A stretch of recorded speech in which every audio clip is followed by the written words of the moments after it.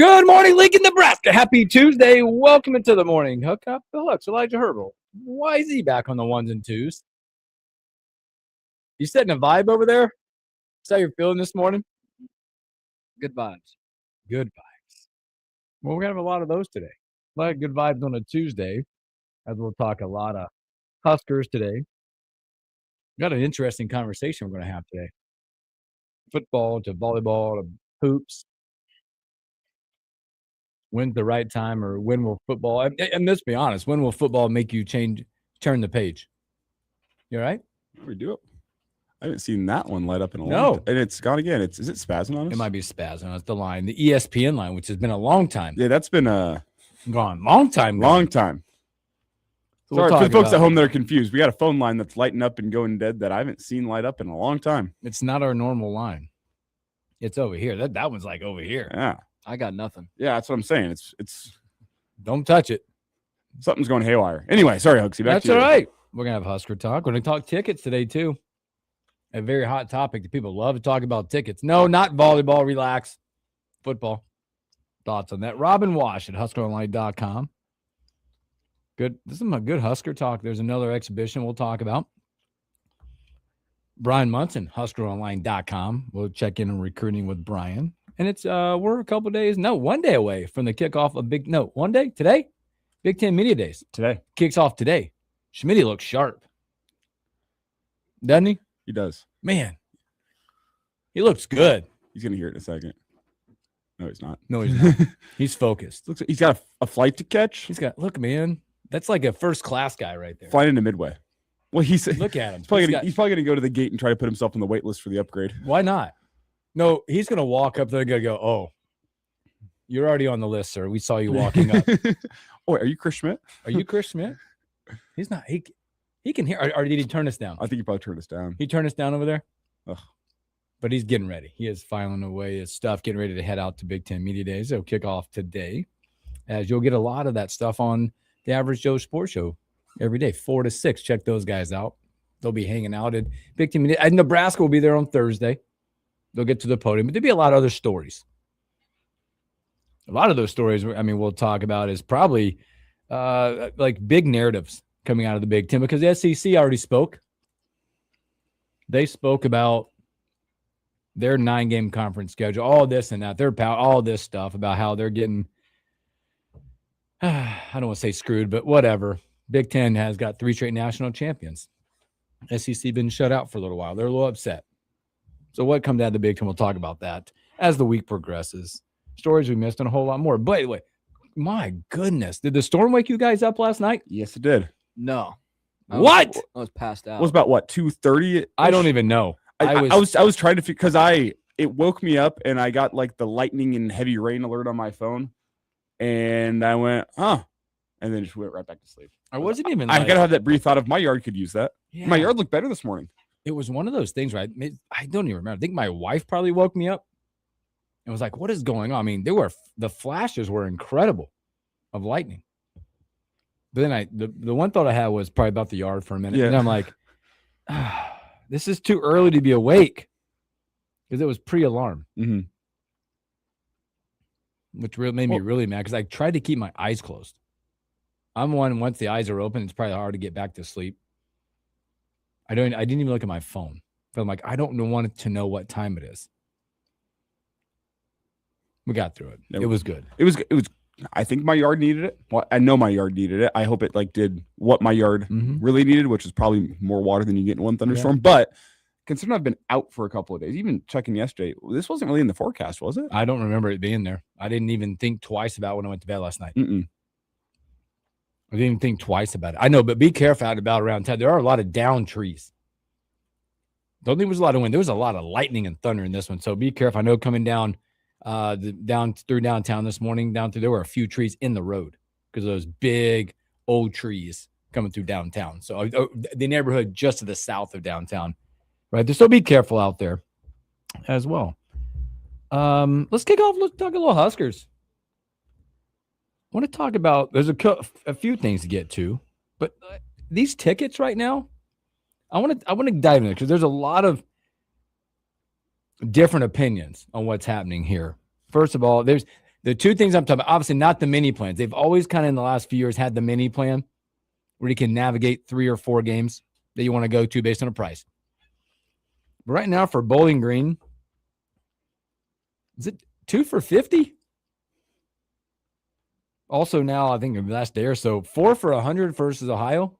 So $25 a ticket right now. I don't know where that puts you at. I don't know. I didn't hit the button. But there's some optics and narratives right now. Again, that we can draw conclusions on or opinions on. But 2 for 50, which is 25 apiece, 4 for 100. Sellout street, question mark? I'm not going to go there. Why? It's the one thing Nebraska, I don't know if the fans are holding on to it. It's the one thing the university continues to hold on to. Yeah. Because they get to flip that banner, that little number, every home game. A lot of people will tell you, probably myself as well, probably a hot take. Not a hot take, it's an opinion. That streak was gone a while ago. Sorry. And again, I appreciate, number one, that they did the is it the big red carpet experience? Yeah, the red I love carpet that. they got the underprivileged kids. I love that. Yes, program. That is great. That's phenomenal to come up with that and get kids and families that maybe never have a chance to get to a game. But that streak's been gone.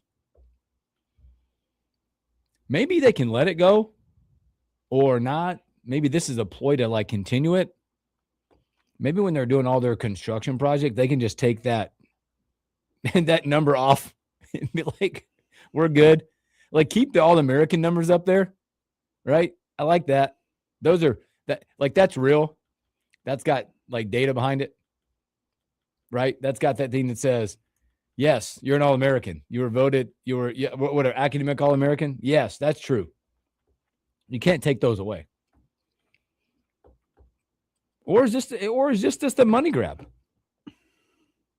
for Nebraska? Or is it allowing families to get into a couple of games for $25 a piece? So I don't know.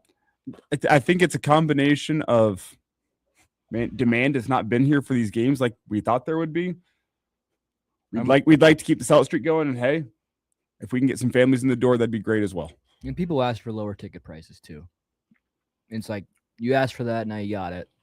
That's part of it. I think there's a lot of factors that go into it. It's not just one thing or the other. One, and as you go look at like the Husker ticket page, it says not many seats available for the Ohio game. There's a lot of seats available. Don't lie. The question is are you willing to sit in the south end zone, 60 rows up for $55 a pop? Or would you rather watch that game on your television screen? I can tell you, I think I'd probably rather watch that game specifically on my television screen. The first game of the year, Ohio game, it's always fun. It's always exciting to get down to Memorial Stadium. But as we've kind of talked about on this show, what reason is there? What are you going to learn about this football team against the Ohio Bobcats? Or the Bowling Green, what even is their mascot? Bowlers. I don't know. It's an eagle of sorts. Fighting Eagles, I think. Bowling Green Falcons. It's a falcon. Okay. Yeah, see? Like what are you going to learn about this Husker football team? Yeah. Not much. Loading my offer. I'm just looking. How do you navigate this? You get to see the backups come in hopefully in the second half. No. I mean, it's to me, it's a case of we've talked about how low energy, how low juice there is for the football team this year. You cancel the Tennessee game, the one game that would have been non-conference wise, one that folks would want to go out and see. It's going out and seeing Nebraska win by, you would hope, 40 points, and the backups play most of the second half. Just for the true Husker diehards, not that interesting. Now for kids out there that parents want to give them their first Husker experience, makes a lot of sense to take you to a game like Ohio. Yeah, it's 11 a.m. Yeah, there will be some booze going, but that's usually a more family-friendly environment. There's a little less vitriol going through the stands than you would get for a Ohio State game. I know they're not in town this year, but an Iowa game, something along those lines. The weather should be nice for the kids. You're not going to be complaining about the kid bundling up, being cold, wanting to go home at halftime. It's a great family event. Husker fans have wanted some cheaper opportunities to go. You have that here, and hey, there's still plenty of seats available. So it's kind of best of both worlds for both the fans and for the athletic tournament. I don't think it's the worst thing in the world that they're offering cheap tickets to football games. I think it's good. And if that's what they have to do in order to keep the sellout streak alive, okay, so be it. But I think Husker fans can benefit from this depending on what type of Husker fan you are. Also, I think a lot of people are thinking There's a shorter bathroom line at my house and cheaper beer, so Yep. I'll, Sure. I'll stay there. Pause. Bathroom. Beer. Out. Can get back to the couch and unpause. Yeah. Well, we've talked about it before. The price to take a family of 4 to a Husker football game goes up by the year. They bring in Every new year. concessions. It's going to be more expensive concession prices, paying for parking, paying for food in downtown Lincoln. Ticket prices going up all the time, it feels like. It's getting more and more expensive. So if you get an opportunity to take your family of 4, not to mention the fact that a lot of people that are coming in for Husker games are driving from 2, 3, 4 hours away across the state. They're spending a night in a hotel room. Maybe they're taking the camper with them, which means now you have to get a spot in a parking lot that can keep you overnight. The prices to take the family to Husker game are going up. So if the ticket prices are the reasonable part of taking your family to the Husker game, awesome. Yeah. I just want to throw it out there because it's a unique part of that. And again, you almost want to tag it. I looked at where the seats are. It's like, come sit in the South Stadium one last time. Tickets sections. If you look at the sections, come look. Because it's also interesting as you look at that as a former, as of this year, a former South Side season ticket holder, where we've moved this year, is what people are thinking about their season tickets in the South Stadium. If they've moved or if they've attempted to, hey, I'm going to live this out one more year.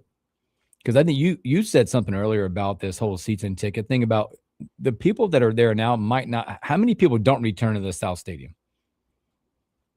We moved to the West. Well, how many people? Now, how many people just don't return to be season ticket holders in general?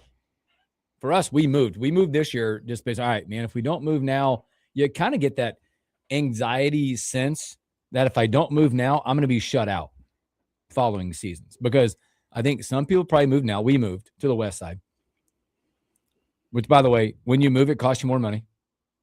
There's money there, depending on what area you're in. And then also, how many people move next year or don't move, or just, like I said, let their tickets go or start really rushing over to the West Side or the East Side or the North Side next year?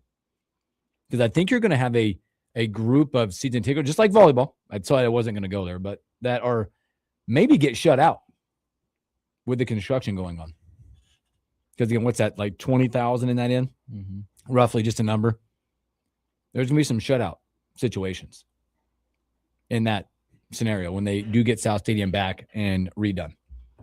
Steve, good morning, Steve. Good morning, Shane. Good morning, Flicks. And he said the last time Bowling Green came to Lincoln, they put up some sick stats on offense. Research department is moving right now. Fingers are moving. Just interesting. Those are out there. I hope people are able to take advantage of them that have the opportunity to do so. And again, you can draw whatever narrative you like.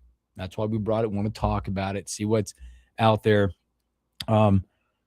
At some point, again, I think this will do great for the university. It'll put more people in the stands. It'll put families in the stands to get to those points. Some of those tickets aren't bad, by the way. When you click on the sections, I think I saw 16, 18, and 20. That's pretty much the entire. There's some there's some 41s. That's in the northeast corner, I think, when I looked at it. So a lot of them in the end zones. But you're decent spots. I love the South Side. I've loved it for 20 plus years. But now it's going to be gone and we'll move on. Well, and one more thing to note here. You said this, and I'd like to dive in here. Do you think the average Husker fan at this point in time cares about the sellout streak? No. I tell you right now, I quit even. I mean, 10 years ago? 10 years ago, the sellout streak meant something to fans. I think there's been a bit of the artificial, let's keep it going. And Husker fans, I think they're beginning to voice their displeasure with, not beginning to, they've been voicing their displeasure with what this football team is. The loyalty is worn extremely thin. I think it's thinner than it's ever been. Oh, easily. Because here's the deal. And we've said this. We went through this, the schedule a little bit. We went through the wins and losses, which as we continue down the fall camp, we'll talk more about those teams and where they're at. I tell you, it's time to put up and shut up. Shut up, put up. Which way you want to do it, just shut up, put numbers up, put results up. As a Husker fan, explain to me, show me why I need to continue to invest. Yeah. Not just, again, we talk about it in this way. Time, treasure, talent. You provide the talent, the product on the field. I will invest my time and my treasure. And right now, I want to say I think it's 1A and 1B with time and treasure. There's people out there that will invest money to do tickets, but they're not sometimes willing to, like you guys just talked about coming to town, where they're coming from. I'm not willing to give you my time anymore. Well, and for more and more people, I think Husker football game days are more about the social experience than they are about the football. Yeah. I got buddies that just now, they don't even go, they will literally go down there, couples, families, and just tailgate with buddies. Yep. And if they run into a ticket, great. If they don't, then they'll watch in the parking lot or they'll head home for the game. I got out on a Saturday. Yeah. Right? I mean, for a lot of folks, tailgating is the best part of the Husker football experience now. Sitting at the rail yard. Sitting at the rail yard, sitting at your buddy's tailgate. Mm-hmm. Going and seeing your friends downtown, and then once the game rolls around, I don't want to go watch that. Which we are going to take a break in a minute, which is going to lead us into a topic that we'll ask Robin about, we'll ask Brian about, but we're also going to talk about it in the last segment of the first hour. It'll be football, volleyball, basketball conversation. I think that leads right into it. It's about social events. It's when the question is I don't know how to pose. Maybe it's at what juncture in the season, and this solely lies on football, I think. What juncture in the season will you, as a Husker football fan, turn more of your attention to volleyball and basketball conversation? So think about that as we move and navigate through this beautiful Tuesday. Let's take our first break, and we'll come back with Robin Wash at HuskerOnline.com.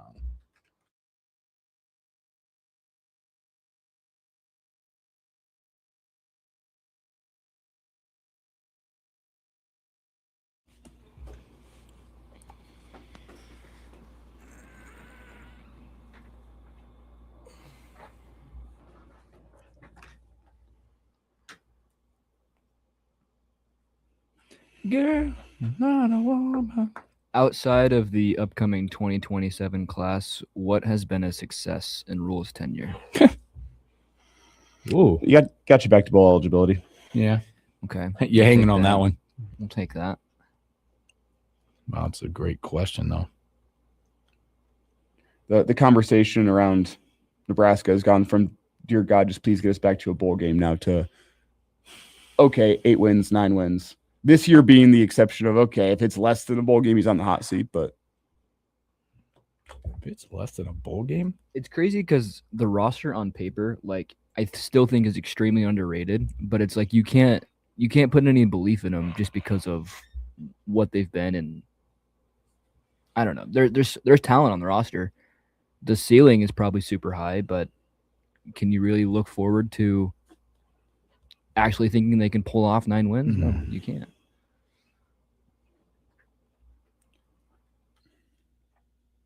That's like asking what's the confidence level in the programs right now, and where does football rank from a confidence level?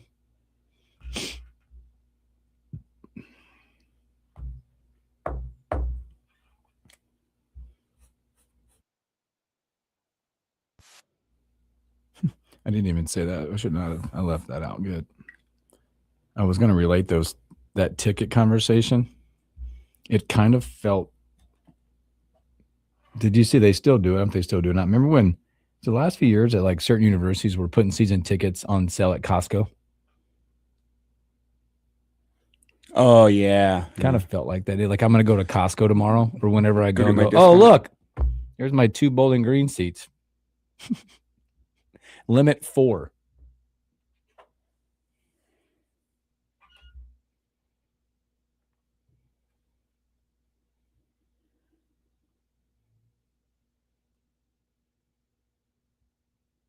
Oh, baby. I saw that. Well, how many seats you think they'll put? We'll go to it now, but not now. But how many seats do you think they'll put at the PBA for the red-white scrimmage and volleyball?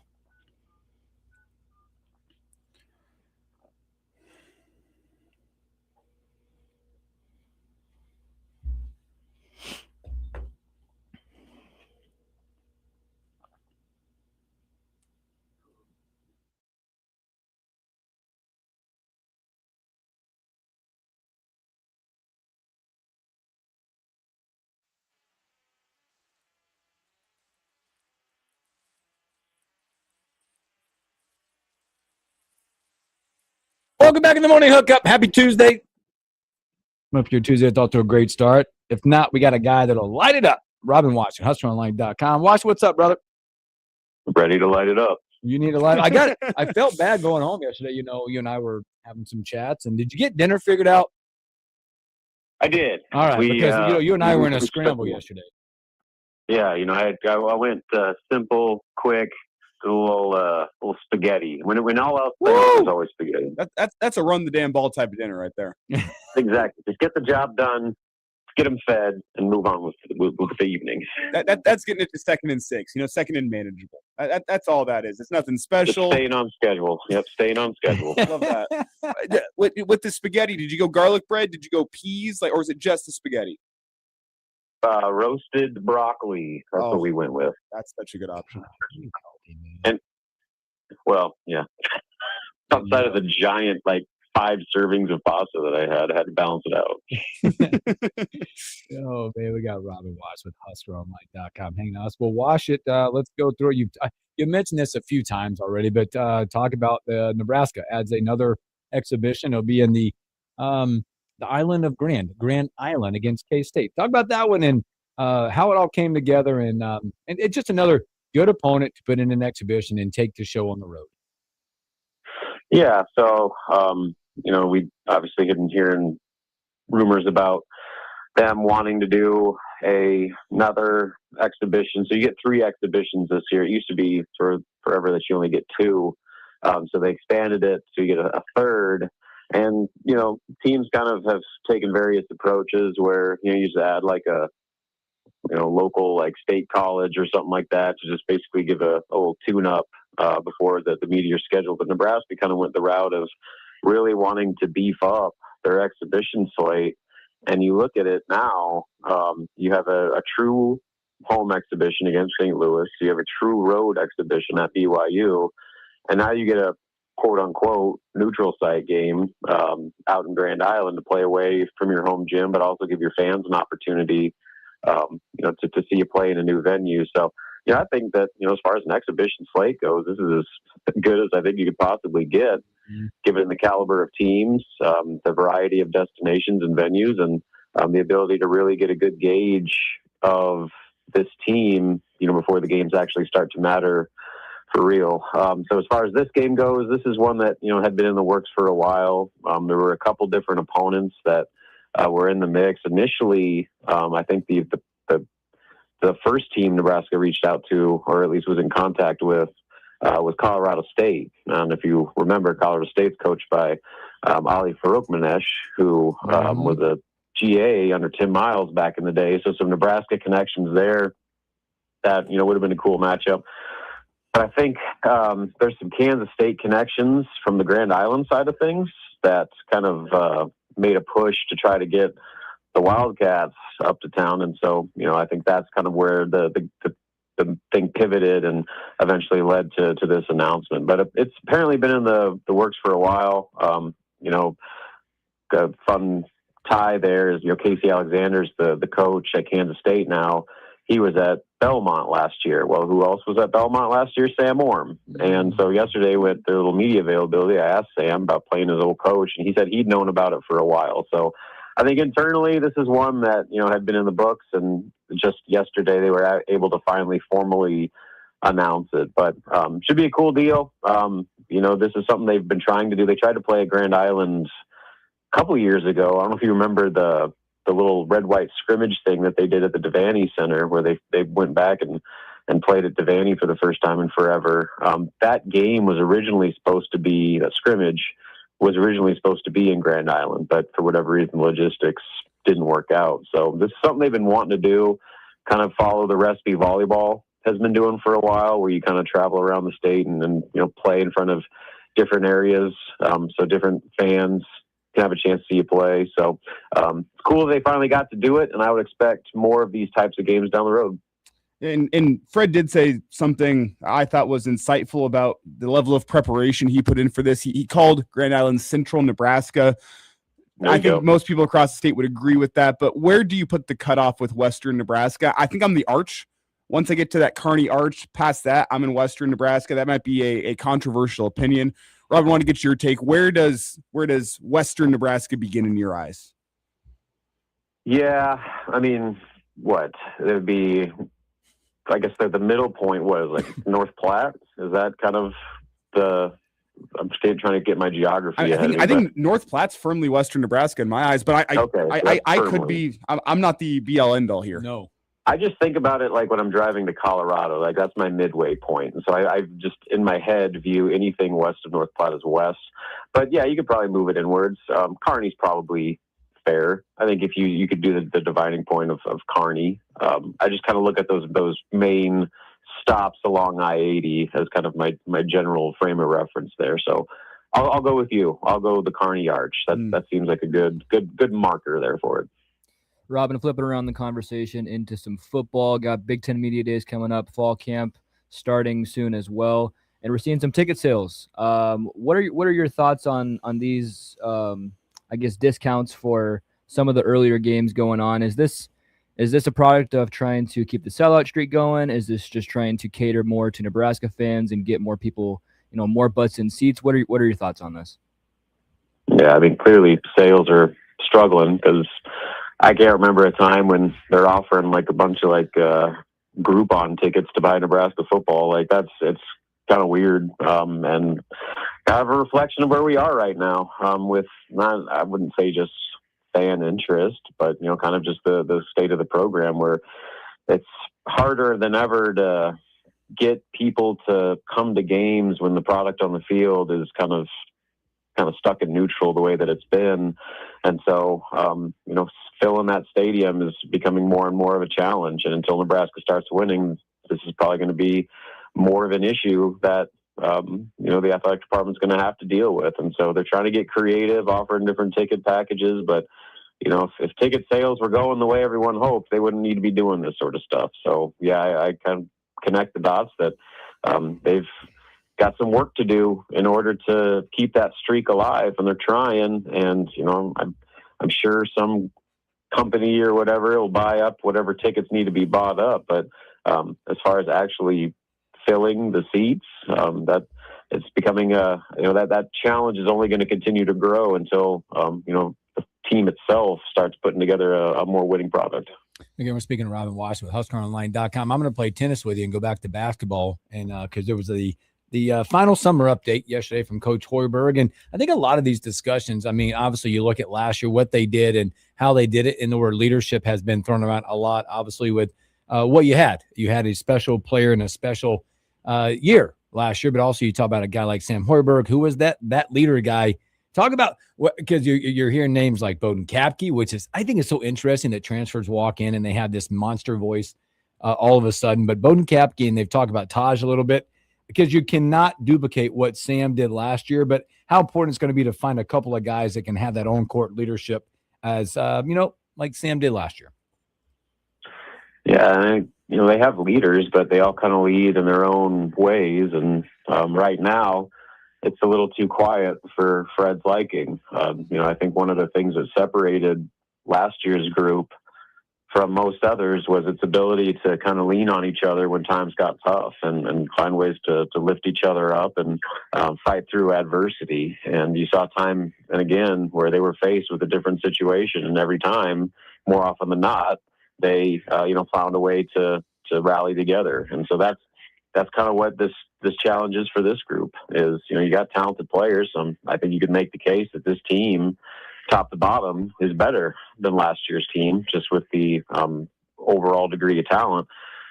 But they don't have the intangibles yet of those guys, like the glue guys, like Sam Hoiberg, and the veteran, proven leader like Rink Mast, and a guy that has been there, done that, like Jamarcus Lawrence. And so, like, they have a lot of voids that they're still working to fill, just in terms of on-court leadership. Now they have leaders. Like, I think Cale Jacobson is like the ultimate lead by example guy. Price Stanford is your best player, and he's going to do everything right and be the model of how you want a player to act. Braden Frager, I mean, he's crazy to think that he just played his first season of actual college basketball, but he's a third-year guy now. I mean, he's one of the more entrenched players as far as Nebraska goes on this roster. And, so you've got returning veterans that, are kind of taking the baton in a leadership standpoint.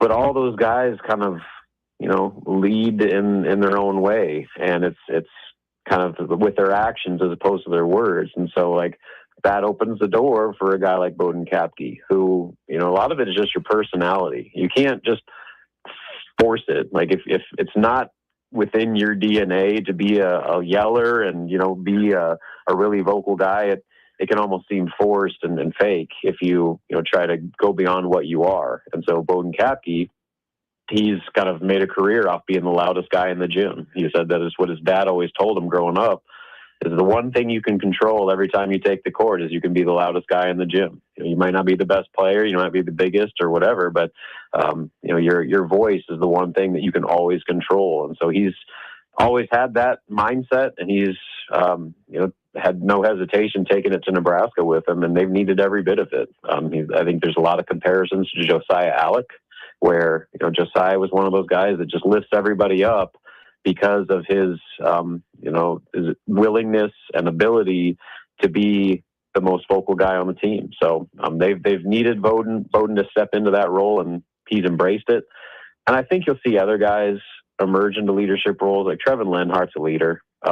He's I think probably a little more in the sense where he's got to maybe earn his stripes a little bit. Like he's not just going to come in and act like it's his show, but I think eventually he'll become one of those guys. And then I think you'll see those other returning guys continue to grow into more vocal leadership roles. But it's just so early right now. It's a new team. They're still figuring each other out. They're doing all the things necessary off the court. A lot of team bonding and, really getting to kind of build that chemistry. But I think this is just one of those deals where they need time. They need more time together on the court. And that's kind of the best part about this exhibition slate, is they're going to get thrown into the fire against some good teams in, a variety of settings. And that, I think, will accelerate that leadership conversation as much as anything. I do find it interesting that once this team is back on the basketball court, we get to kind of get a sense of what this team is going to be. It's that mid-October run with the exhibition games, St. Louis, BYU, Kansas State, which coincides with a tough stretch in the Nebraska football season. Evan, I guess there's Robin, there's an easy out for Husker football fans that loved what they saw from Husker basketball last year of, okay, well, the Husker football team's gone through a tough stretch, but at least the Husker basketball team now is in action. We get a sense of what they are. Yeah, I guess that's a nice fallback option, but I think that as long as football is competitive, they'll still be the talk of the town that time of year, and as it should be. Like I mean, unless things completely fall apart on them over the back half of the schedule, then basketball will be obviously in the spotlight, but I think football still got a chance, and I think the defining point, like you said, is going to be that month of October. Really, I think not the Indiana game or anything like that. I'm looking more towards the end of the month. I think that the defining stretch for football is going to be that 3-game series where, Washington at home coming off the bye week. Like that could be like the biggest swing game on the entire schedule. And then, you turn around, you got a short week at Illinois, and then you go and play Rutgers. Like that, those 3 games to me are going to define Nebraska's season as much as anything. And if they go 0 or 1-2 during that stretch, then there's going to be a lot more willingness to shift to basketball with the exhibition slate heating up in October and then the season opening in the beginning of November. Like that's a pretty critical stretch for football. And I guess the good news is if things don't go the way Nebraska fans want, basketball will just be getting revved up, so you can make a smooth transition to the other sport. What are the things you're going to be listening for through fall camp, kind of the things you want to glean before that Ohio game to determine, can Nebraska be a competitive team in the Big Ten this year? Oh, I don't know. I don't know what you can take away from fall camp. You're practicing against each other. Like the reality is that the schedule for Nebraska sets up for them to have a really good chance of being 5-0. And, that's, I think 4-1 is the minimum if this team is going to take another step forward to whatever degree. They have to maximize that first half of the season. So 4-1 is the bare minimum. 5-0 is, a very realistic expectation. And then it's all about, where they are at that point. Like that's kind of, I don't put much into fall camp. I put kind of like the first half of the schedule as like the next step of fall camp, where you get 3 home bye games against lower level competition where you should make some pretty marked improvement over those 3 games. And then you get some tests at Michigan State. You got a sneaky Maryland team coming to town, and, you know, we'll see kind of the progress that's made over those, you know, I guess that first month and a half of the season. And that I'm going to take a lot more from that than anything that comes out of fall camp, because, you know, for one, I expect it to be a quiet fall camp, and I don't know how much we're even going to learn. But also, like, if anything we've learned over the years is teams can look like, you know, the 2001 Miami Hurricanes come out of fall camp, and quickly we learn otherwise, that there's a lot of flaws. So fall camp is what it is. You can maybe get some position battles, or, you know, some talk about players that might be playing well, but none of it matters until they actually do it when the games count and they're under the lights and the pressure's on, and the season is in full swing. So I kind of look at fall camp as the appetizer, and the first half of the season as like the real kind of defining point of what we're really going to learn about this team. Again, we're speaking to Robin Wash with HuskerOnline.com. Robin, I do want to go back to basketball for a minute. Obviously, we've been talking about this season and what can transpire with their schedule, their exhibitions, and things like that. But what about visitors? We got any visitors coming to town? Because obviously that picks up with either 27, 28 guys that'll be making their way, because the recruiting and all that, and the future never stops. Yeah, I think the ones that we have confirmed at this point, Isaiah Mack Russell, they're the 2027 class. Isaiah Mack Russell's a kind of a guard wing type that they're really high on, and he's visiting for the Ohio game. I've put Nebraska in a pretty good position there, and if all goes as you would expect on his visit, you know, that one could be in the books sooner than later. And then look ahead kind of to the Indiana football weekend, which is also the St. Louis exhibition game. They're bringing in Dawson Batee, who is a top 15, 4 or 5 star, depending on the service you look at, power forward out of Dallas that, Nebraska is really high on and have put in a lot of work to make a push for him. That's one to monitor. The visit right now is set, like I said, for the October weekend with St. Louis, Indiana weekend. But then, he's visited Stanford. He's got some other visits that he's trying to get cooked up. Those are the 2 that I would keep the closest eye on as far as, Nebraska having some potential commitments. And, again, with high school recruiting, it's so different now, more so now than ever with 5 for 5, that I don't expect a big high school class. So there might not be that many more official visitors, especially if Nebraska can get the job done with one or maybe even both of those guys, but before things really heat up. Speaking of, before we get you out of here, I want to ask you about your Giants. Speaking of keeping a close eye on them, Coach Harbaugh is watching and making sure that Scadaboo sticks his landings, not just you can do it, just stick the landing. Give me thoughts on your Giants, man. We got a top guy at the top there. You got a couple of rising stars on offense, and it looks to be much improved. Might not yet, you're going to see, I think, improved wins and improved play, but they're going to be fun to watch. As long as they can stay healthy, that's the thing. We got talent, but none of them play together. I think they played like a quarter and a half of football between Dart, Scadaboo, and Malik Neighbors last year, and they were awesome. They were smoking the Chargers, and then Neighbors blows his ACL, and they're just like a patchwork team the rest of the year. So, I think they've got talent, like you said. They've got some exciting pass rushers on defense. They lost Dexter Lawrence, which still irks me, but I think that defensively they should be decent.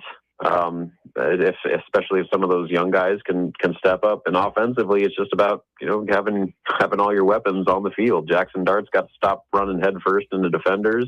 Cam Scadaboo's got to stop doing backflips at WWE events, and Malik Neighbors has got to get his knee right. And if all that happens, then yeah, maybe we've got a little something to work with there. But in the end, at least for the first time in forever, we've got a coach that has proven to be competent at the NFL level.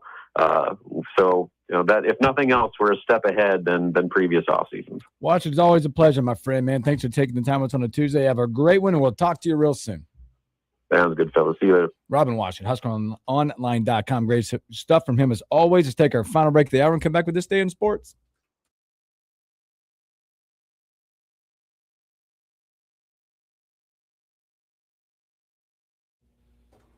Yeah, buddy. I just threw it back to you because we had like 10 left. So. Oh, you're good. You're good. You're good. Good communication there. I don't know what that means. I'm not reading that one.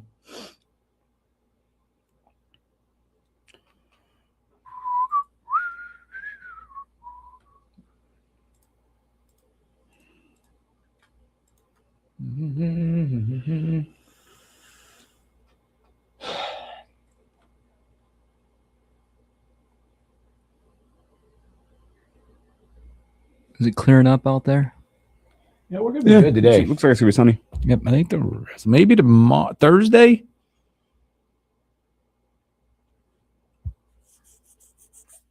So like 2.5 inches reported in parts of Lincoln. So I think the airport had it about 1.5 inches. Boy, and that just came quick, man.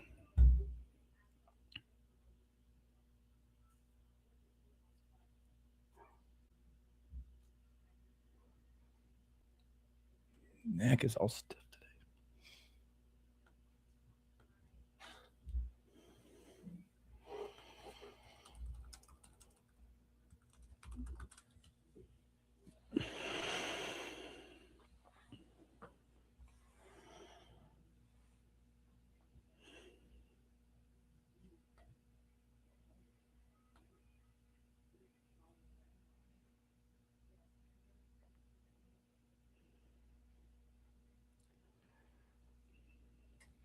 I think I missed out. The Broncos were offering half-price tickets this morning, but I do believe I missed out on them already.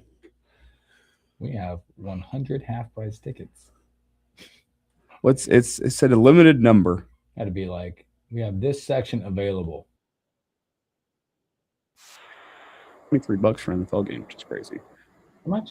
$23. Oh, who are they playing? It didn't matter. It was like that was where they started at, I think, for the bad opponents. I want to get out there on Christmas Day for the Broncos and Bills. That will be $23. I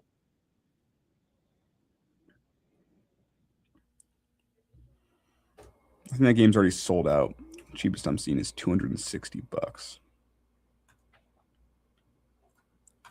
Good views though.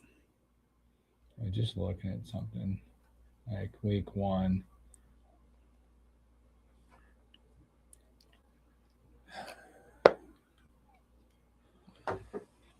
I'm gonna look at this. I'm gonna look at this view right here.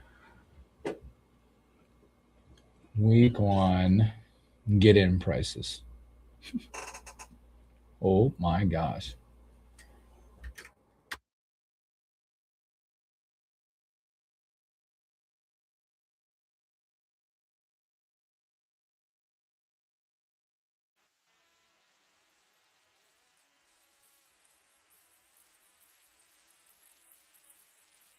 Welcome back in the morning hookup. A few moments left. Thanks for hanging out with us. Special thanks here to Robin Wash at HuskerOnline.com for hanging out with us. We've been talking about tickets a lot.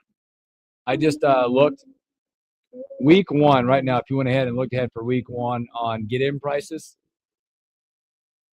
everybody's excited for week 1. There's not one for Thursday night right now. I don't know why, but that's the Niners-Rams. But that Wednesday, September 9th game, New England, Seattle, 306. That one's in Seattle, right? Yep, 306. You going? You were talking Yeah. about Monday night, Take out a loan. Denver, Kansas City, 187. Get in right now. We just talked to Robin in New York, New Jersey, Dallas, the Giants and the Cowboys, 216 get in price. How crazy is this? They must think, boy, Kirk Chain's out there. 228 get in price for the Dolphins and the Raiders. It's crazy in Vegas. You can get it for cheaper to the Broncos Chiefs on Monday Night Football. Tell you a couple of other games that nobody's going to care about because you can tell by the ticket prices. If you are going to SoFi for the Cardinals and the Chargers, $38.80. Or you want to check out the Jets and the Tennessee Titans, $47 if you're out and about. Speaking of some football here, this is a slight conversation change, but I've had I this. like it. I've had this on the mind. We talked yesterday about the Big Ten preseason media poll. Yep. Obviously, Ohio State, Oregon, Indiana coming as your top three. Yeah. I think you can expect 3 to 4 teams from the Big Ten every single year making it into a 12-team playoff.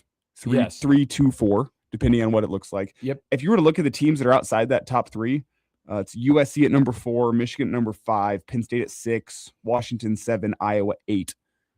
Which team would you pick to be that 4th team from the Big Ten into the playoff if they get 4? USC is scary. Which team would I pick, or do I think? If Maeva can continue on the path that he was on last year, and that running back that ate us up last year, Like King Miller? that offense can be electric, but you always worry about Lincoln Riley and his defense. You always worry about and here's the thing: is the questions with USC are, I think, more about Lincoln Riley than the talent. Absolutely. And he has spent, I think, the past 2-3 seasons trying to invest along the lines of scrimmage. That's why Oregon could hit the ground running, because Dan Lanning immediately went and invested heavy into the offensive line, the defensive line, and the transfer portal, got them Big Ten ready right away. USC has been trying to build up to being Big Ten ready in the lines of scrimmage. They feel internally like they're Big Ten ready, especially with their defensive line. USC beat us 21-17 last year. Yep. I think they could have beat us 35-17 last year if Lincoln Riley would have used a little bit of brain power and kept running the ball instead of throwing it when he got in the red zone. They'd run the ball 40 yards down the field, get inside the red zone. Here comes 3 straight passes. Won't be easy path for them when you look at it on what their schedule looks like.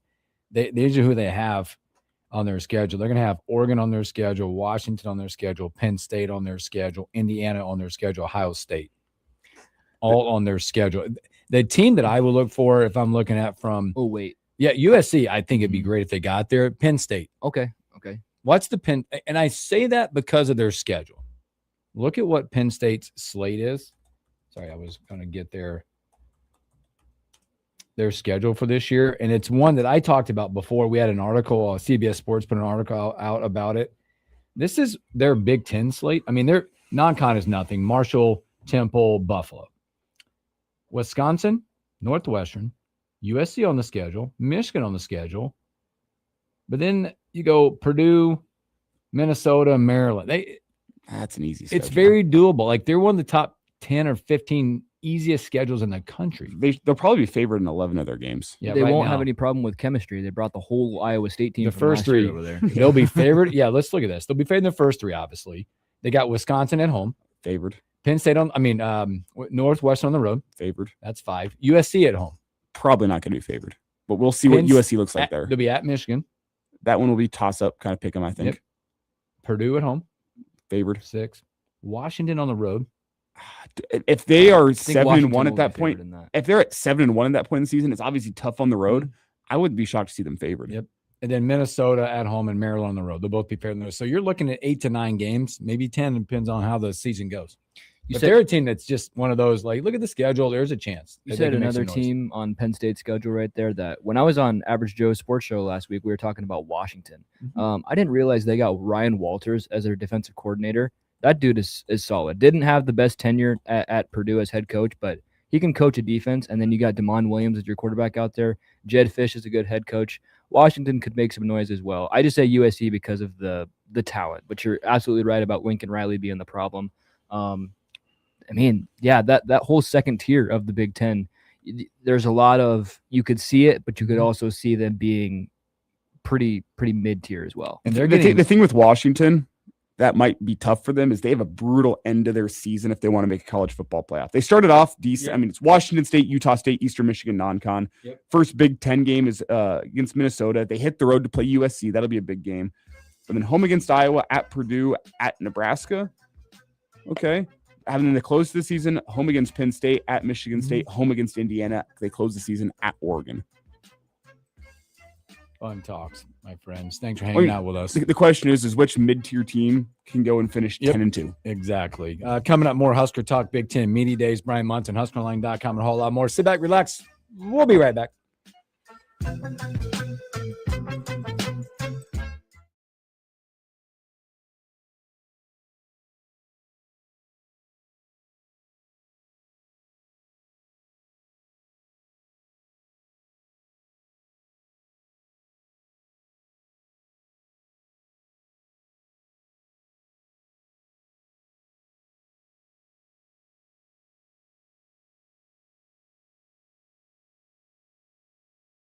are on the right track, and you can enjoy the retirement you deserve. In this guide, you're going to get information on taxes, medical expenses, legacy planning, and much more. You're also going to get a copy of my brand new book, Don't Just Retire, Retire Smart. It's all in the toolkit. To request your complimentary copy today, call or text the word KIT to 402-999-4877. That's 402-999-4877. Smart Wealth LLC is a federally registered investment advisor under the Investment Advisors Act of 1940 and an affiliate of Retire Smart. Registration as an investment advisor does not apply a certain level of skill or training. Information about Smart Wealth LLC can be found by visiting www.advisorinfo.sec.gov and searching by the advisor's name.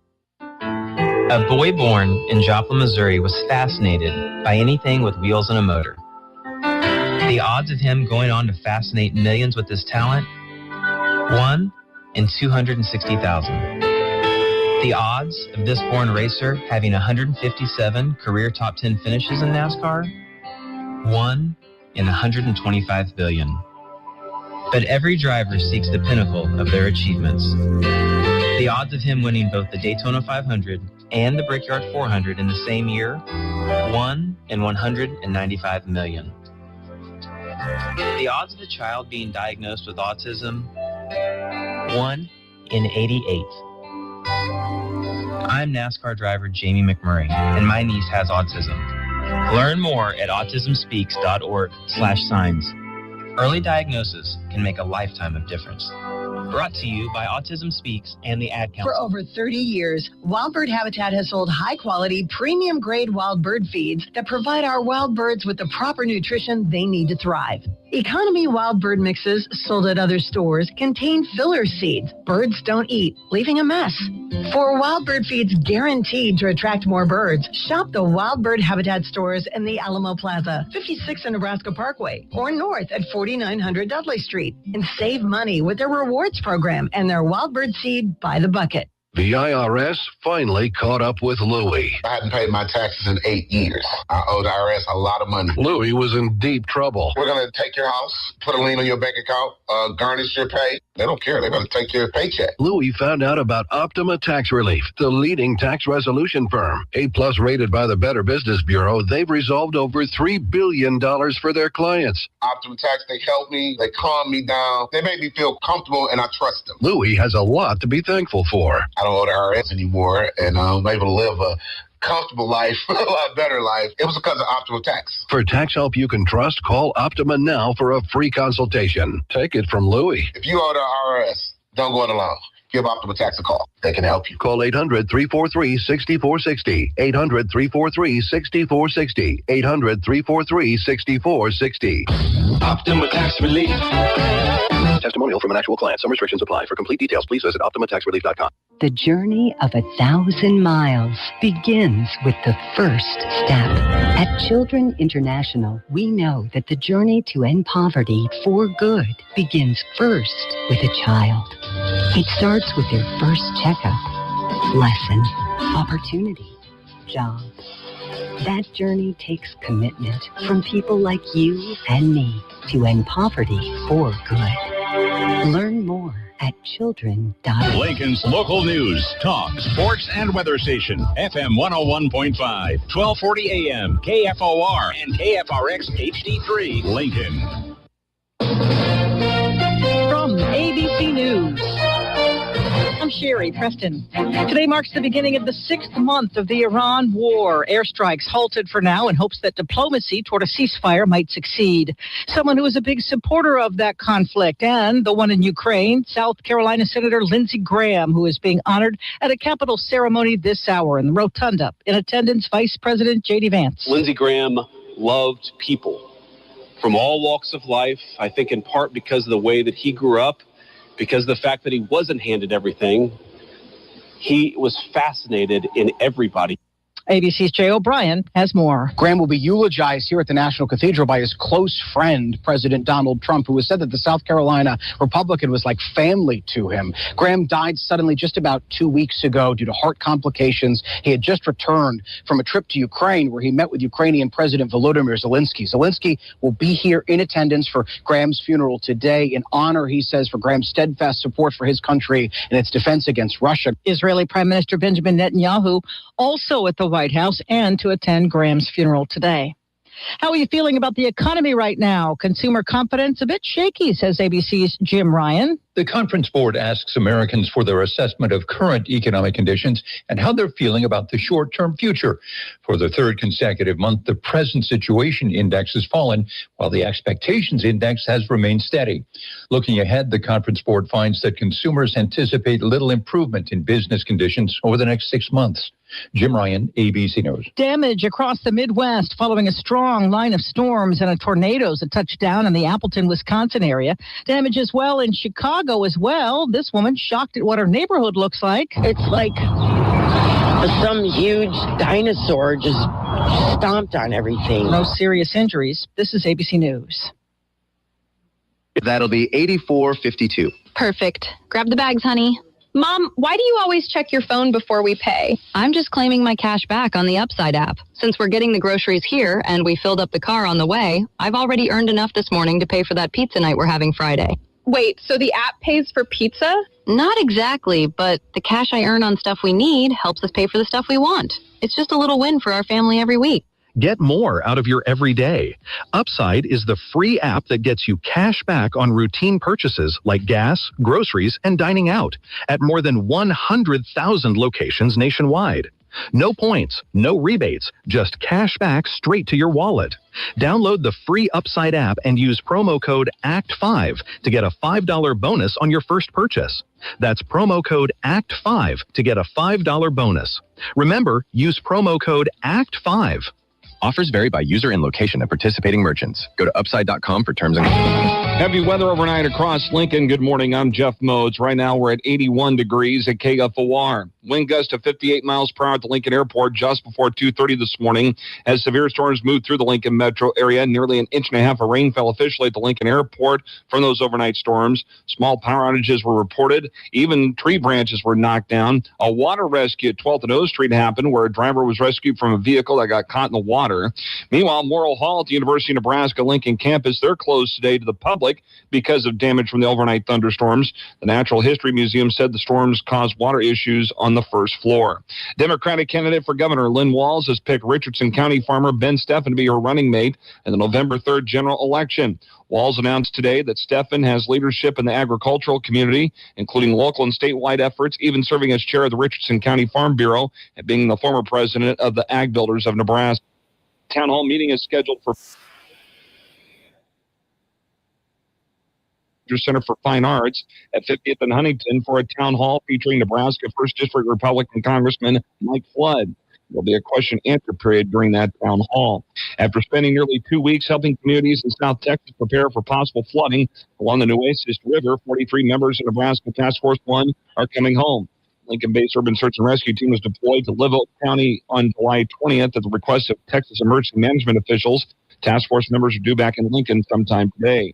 The speed catches up with you. Traffic enforcement details now happening through August 8th, where deputies at the Lancaster County Sheriff's Office will be watching people speeding on area roadways. We are able to do this because of a mini grant that the Sheriff's Office obtained from the Nebraska Department of Transportation Highway Safety Office. Chief Deputy Ben Houchin says that there will be saturation patrols of deputies looking for speeders during that enforcement period. Mostly sunny today and a high around 92. I'm Jeff Motes, KFOR News. Welcome back to the Dog Show. Up next, we have Satchmo. Satchmo is a member of the Shelter Pet Group. That's right, a group known especially for their couch-snuggling, ball-chasing, face-licking, tail-wagging, backyard-hanging, and, of course, companionship. And what breed would you say Satchmo is? I'd have to go with maybe a lavish terrier hound chihuahua-looking kind of mix. Tremendous dog. I'd also like to point out Satchmo's coloring, a white, gray, brown, black brindle, simply marvelous. You know, it's such a treat to watch a dog like this. Now, let's see him in action. Look how he makes eye contact with his person. That's actually known as the treat stare. How intuitive. And now he appears to be excitedly turning in circles. Ah, the happy dance, so common with this group. And finally, the loving face lick. It's great how he just gets in there and, well, licks. Fantastic. But really, the best way to know an amazing shelter pet like Satchmo is to meet one. Visit theshelterpetproject.org today. This is the Morning Hookup on KFOR.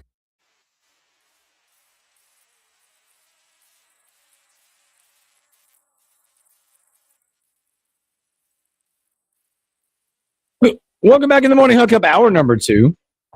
Happy Tuesday. Little break in the heat today. Not much, but a little break. Considering the last couple of days. It's going to be hot. This is doable. Yeah, this is one you're like, I can handle this. Right? Last couple of days, boy. Yuck. Question is can my lawn handle this? Can it keep on revitalizing itself? After last night, maybe got a couple of days worth. It's more green back there. It is. I woke up this morning and went, whoa. We got a couple of days worth of it. I'm getting so old, man. I know. I was going to say something. Old. I'm like, man, I'm already old. Like, talking about lawns. I am way too young to be talking about my lawn like this. Talking about how I didn't want to open my eyes last night because I would be awake. Dude, this is a total aside here, but I noticed that YZ doesn't have his glasses on today, and I know. Yeah. Because he always turns the zoom up on Google Chrome to like 300%. Yeah. You have the eyes of an old man over there. It's really bad. Really bad. Sometimes I come in the afternoon and pull up the computer and go, whoa, everything is just massive. Yeah. I have to go turn the zoom back down. Especially early in the morning. I'm still getting like the sleep out of my eyes. Yeah. It's really bad. That's real. Like, I'm not exaggerating. That is real. You would not believe how big the text is on his computer screen. Is that way on your phone too? You have the old man text. I used Zoom. to make fun of my mom doing the whole like that thing. Now I'm doing that now. Holding it back. Trying to read the phone and putting it away from me. Yeah. See, I'm the distance guy. I can't see there. So if I'm watching TV at night, I gotta have them like right here. It's Well, see, I got my contacts in at all times, so that helps. Thank you, the wonders of modern medicine and eye doctors for keeping me right. I was awful about this. I couldn't get them in my eyes. Really? This thing bothers me. To be fair, I started when I was young. I think I got it in contacts in like 3rd grade. Yeah, this one, like doing this. I hate wearing glasses. No, thank you. I have a funny story about contacts. When I was very new at putting them in, I opened a new case and I tried to put it in my eyeball and I thought that it like fell on the ground, so I thought I lost it. Whole time it was in my eye. So then I opened a new case and I proceeded to do that like 5 times. You had 5? I had 5 contacts in one eye. And then it got to the point where I could not see. Something's wrong here. That is amazing. Yeah. It's just getting worse. Oh my gosh, it's progressively gotten worse. No, you do have to get over the hump though of being able to like touch your eyeball. Once you get up past that. Coming up, Brian Muntz here in a few minutes. HuskerOnline.com, talking recruiting, talking some football with Munson. But man, right now it's we're kicking off Big Ten Media Days today. I know Chris Schmidt's headed out there, but there's gonna be some teams hitting the podium today on day one coming up. You've got a few of our opponents when you look at it. We got Illinois, Iowa, Penn State, Rutgers, USC, and Wisconsin. They'll hit the podium today. Tomorrow, Michigan State, Minnesota, Ohio State, Oregon, Purdue, UCLA. And then you'll cap it off Thursday with Indiana, Maryland, Michigan, Northwestern, Washington, and Nebraska. And you know, folks are going to be really, really curious with Matt Campbell. Yep. I was going to ask those questions. Like each day, what will you be looking for or what will be the story of the day? And I think you hit number one, Matt Campbell. Matt Campbell's clearly the 1A attraction for today. What does a new look Penn State look like under Matt Campbell? Curious about that. Luke Fickell. I was going to say maybe a hot seat season, or not maybe, definitely a hot seat season for Luke Fickell. It's make or break time for Fick. If he does not go and win, I'd probably put the number at 7 or 8 games this year.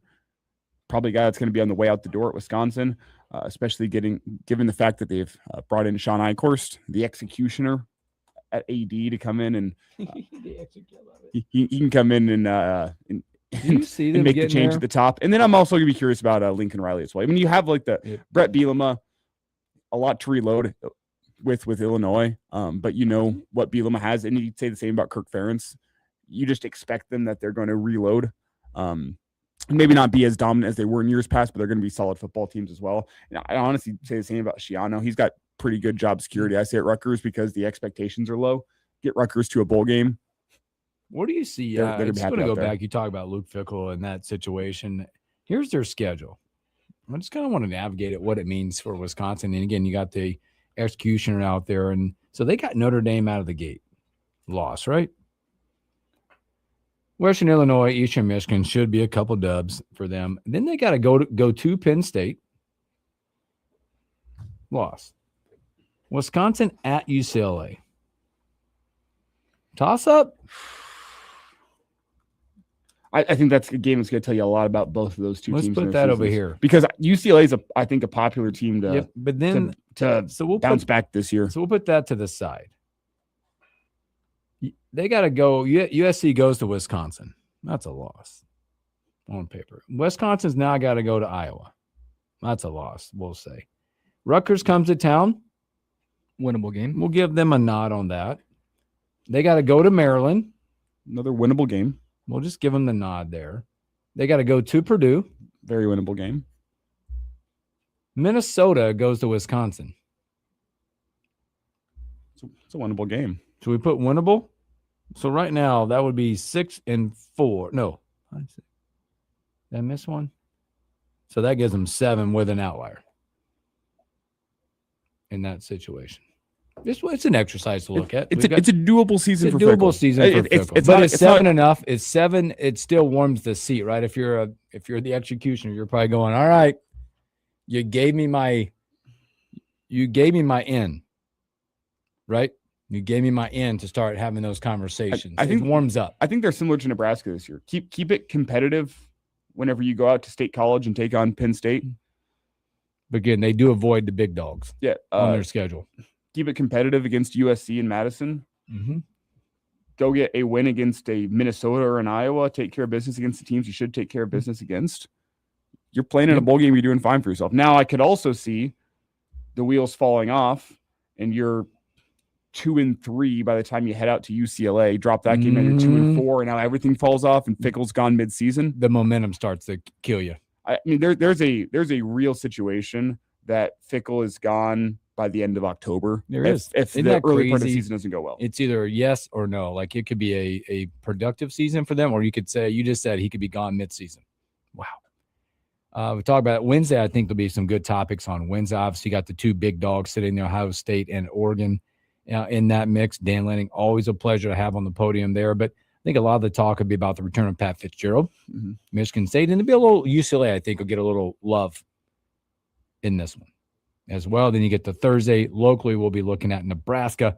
But then you'll look at the likes of Kyle Whittingham at Michigan will be the story and the topic of being a new head coach at a university that's had its controversies as of late, with an athletic director being asked, or he'll respectfully resign at the end of the year. So a lot, again, the theme of that, I think, of the Big Ten will be, I think nationally we'll be talking about, can they do it again? Can they get to the 4th championship in a row in that one? But there'll be big, heavy topic each day about head coaches, new head coaches, what the outcome is for their teams and what it looks like for them. Yeah. It's always interesting going in to Big Ten Media Days, try to determine what the more national storylines are going to be. And after the SEC, I mean, the topic that kind of dominated for them was, could they break off from the NCAA, do their own thing? Got to expect that's going to be a conversation, a piece for Petiti to talk about. And I'm not sure when is Petiti's press session today. Who is that? Big Ten commissioner. Doesn't he open it? That's what I think as well. I don't have the schedule. Let me see here. No, that's football schedule. I'm on the Big Ten. 10:45 Central Time, so 30 minutes from now. So he'll kick it off, essentially. Yeah. So I'll be curious to see how that goes, whether that becomes a topic of conversation. You know, he's going to talk about the 3 straight national championships in football. I mean, honestly, you're in a great position to go 4 straight this year as well. That Oregon, I'm on the Oregon bandwagon at this point in the year. I think Oregon, talent-wise, is head and shoulders. I think they are above the conference. I agree. That defense is scary. I think they have the best returning quarterback in the conference. Julian Sain's a close second there, but I think Dante Moore is the best returning quarterback. He's the best top to bottom quarterback out there. Is like, you could look at, some could say Sands is really, he's really good, but he gets to manage that dynamic offense really well. They're not going to ask him to do a lot or too much, where a Moore is going to be that dude on that offense or within that offense. Be a lot of fun conversations. Where are you guys at? I think if we're all in agreement here, we think Oregon's top. What's that? Are we all in agreement here that we think Oregon's top? I think Oregon's top. I like it's Oregon, Ohio State, Indiana. Oh, that's an easy top 3. Yep. But I think Indiana is interesting because I think Indiana will it's boy, lighting in a bottle, right? You did it right. Somehow that culture came together and they work harder than anybody. All that, right? Had the right quarterback. It's going to service a lot around quarterback there, right? Josh Hoover. How does he fit into that? What's going on? I mean, those was the perfect storm. And everything came together for them. Can he do the same thing? I think I am at Oregon 1, Indiana 2, Ohio State 3. That's how I'd order it out. Indiana, their defensive line returned a good amount. I know they lost a lot offensively, but their defensive line returned a good amount. Their offensive line, I think, returned 2 starters and 3 guys that contributed as the year went on. You have Becker, the wide receiver, coming back. Now, the backfield with the quarterback and the running back, you lost everything. Well, what can you go and replace there to be determined? But I think Indiana is going to be a solid higher floor team this year, whereas Ohio State lost a lot defensively. A lot defensively. Are they able to reload there? I'll be curious to see. I wouldn't be surprised if any of those 3 teams, Oregon, Indiana, or Ohio State, won it. But if I was a betting man, I'd pick, again, as I said, Oregon number 1, Indiana 2, and then Ohio State 3. But Ohio State's got a wealth of offensive talent. So they bring back Bo Jackson. They bring back Jeremiah Smith. They have Julian Sain slinging the ball around a lot. They could go put up 40 points a game. Pretty easily put up 40 points a game. And not have to play as much defense. So I think it's going to be a different feeling Ohio State team this year than what the previous couple years have been. I wouldn't say they've been defense first, but they've been super solid defensively. I think this is the year where they're going to have to go outscore some folks. I agree with that as well. So there'll be a lot more coming out because obviously today they're going to take the podium. Commissioner's going to get you started. Then those teams, Matt Rule, I think it's Thursday, like 12:15ish. I think he's at Eastern. That might be Central. He's somewhere around there.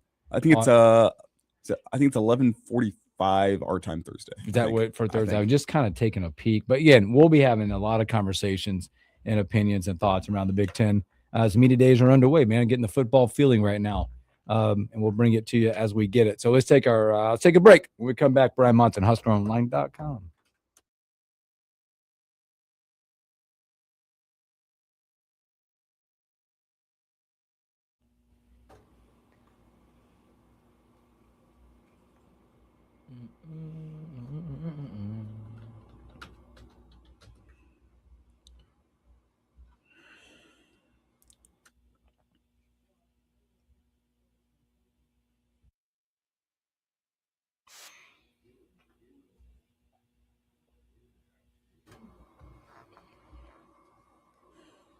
HuskerOnline.com.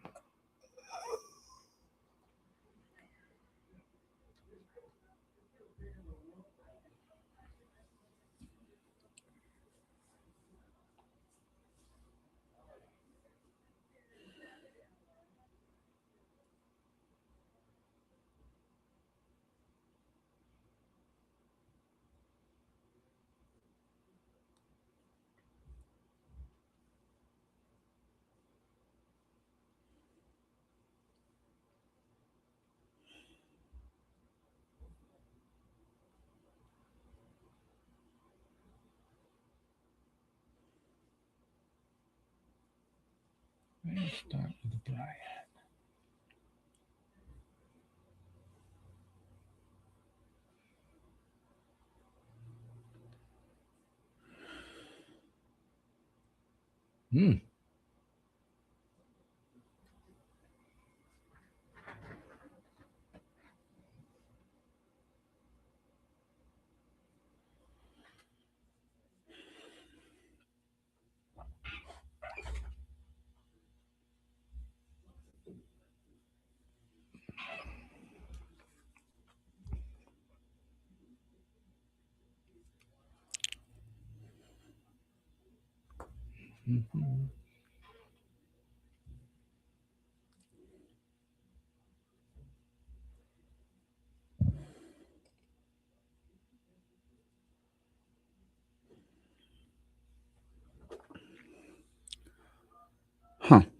Uh-oh.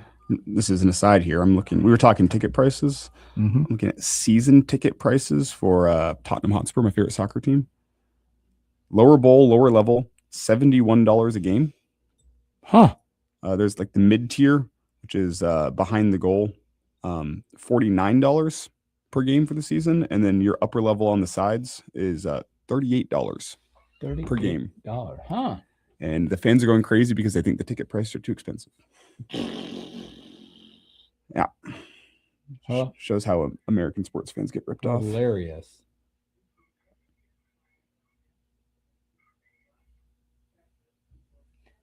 Too expensive.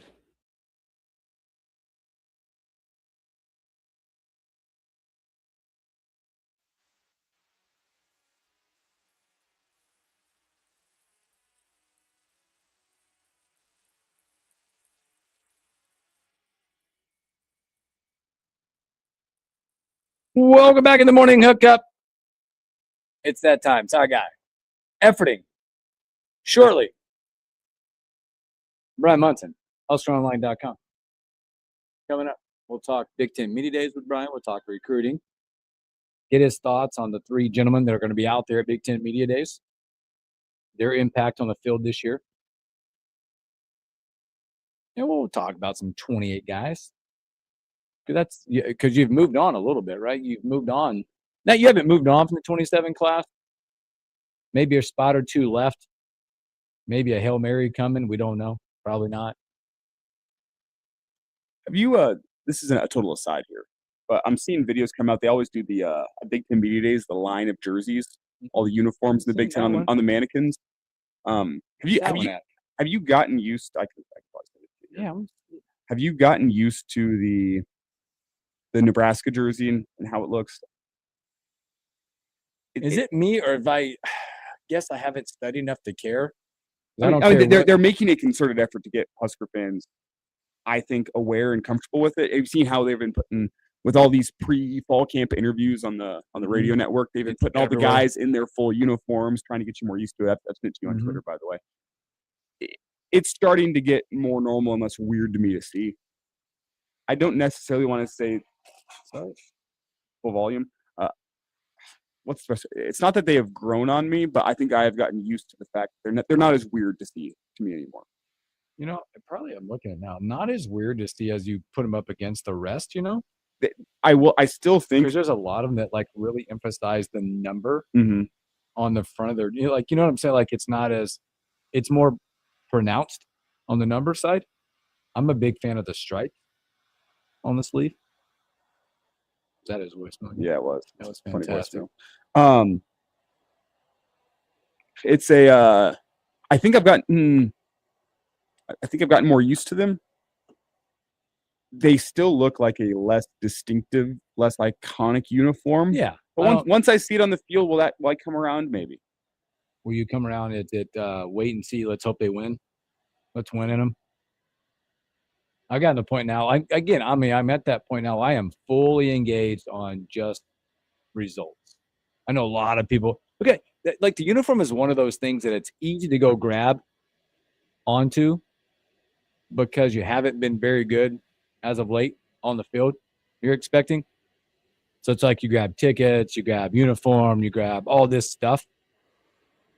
Because now, have I seen maybe it's just false, but there's possibly the alternate's been leaked out or something on sale now. The All Blacks. The All Blacks. Maybe there's some. I don't even know, but let's go to our guy, Brian Munson, HuskerOnline.com. B, what's up? Guys, I am so sorry, man. This is another one of those occasions where I had my phone on vibrate, turned over, and I was knew you guys were calling. I was seriously, I'm looking forward to today. And then I put my phone over on face down, and I was those guys should be calling soon. And I was 4 missed calls. That's awesome. It's okay. I got to hear your awesome voicemail 4 times.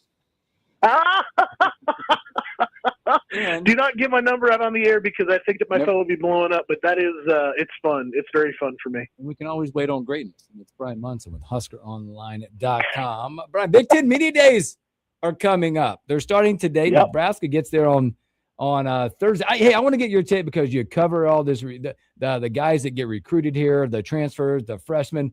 I want to get your take on the guys that they're sending out there this year. And if that's because I always look into things about maybe that's a mantra of what they're trying to do and produce, because you look at some of the teams like Indiana right now, Indiana as well. They don't have their quarterback in the room. They don't have Josh Hoover going out there, probably keep him away. We do not have Calandra, but we got Lindenmeyer, Evans, and Marshall. Does it give you a sense of something when you look at the personalities into positions of those guys that are going out there? It is interesting because obviously you don't have that face of the offense, that new face of the program for Nebraska with Calandria. I think that, and obviously I think Nebraska fans have really appreciated Calandria because he seems really down to earth, really casual, not a lot of coach speak, and stuff like that. So it'd been fun to kind of hear that. But I think at the same time, it's like, since you're kind of seeing it more across the board with, no Hoover and no Calandria going there, I'm not sure what like the message is behind it. But I think if I take away something from all that, it's that, we realize that we got talent at that position, but we have talent at these other positions as well. And trying to spread some of that, what I think people would sometimes view as a bit of a nuisance when you start living in that fishbowl, as much as it can be kind of intrusive and very stressful when you get in front of the microphones at media days and stuff like that. I think that they spread that wealth and they want to make sure that other guys are feeling that they're a big part of the program, that the position groups are a big part of the program. I think they want the recruits and other young players to see it as well, that you don't just have to come to Nebraska and play quarterback to be the face of a program. You can get there by playing other positions as well. So it was something that Sean and I actually talked about quite a bit last night when we were kind of catching up before he was taking off to head out there to cover it. Well, if you were to take Calandria off this roster, if you're pulling the average Husker fan, who do you think, or maybe just the average Big Ten fan, who is the face of the program in your eyes outside of Anthony Calandria, transfer quarterback? Man, that is such a great question. Is it Justin Evans? Is it, try to think about that a little bit.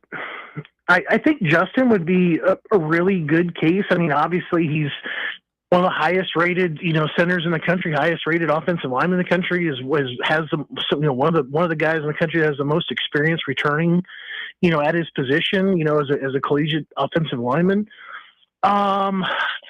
Defense, maybe like a Cameron Lenhart, Riley Van Poppel, would be probably somebody that I would immediately kind of point towards and say that those guys would be the other players. I like Lindemeyer. I think that's still a great pick.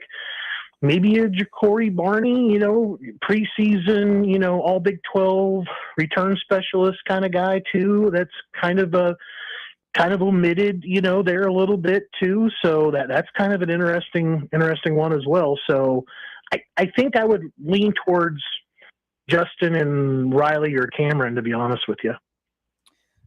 With media days coming up on Thursday, what would be some of the questions you would have if you were down there in Chicago?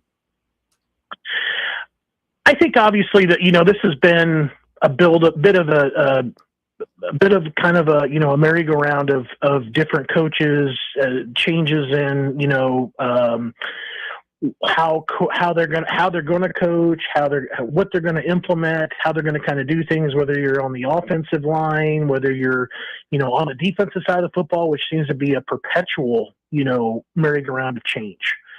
And I would be very interested to kind of see, how much they've been able to absorb basically since January, when all the changes kind of took place, when Rob Ulrich came in and when Jeep Wade was brought in, like where they felt kind of things were at when it came to those changes. What did they feel like, the differences that were being made, how ready they felt like they were for the season. And I think also, the big thing about Calandria is, you get to ask questions about Calandria. You don't get to ask questions to Calandria. You get to ask questions now about Calandria.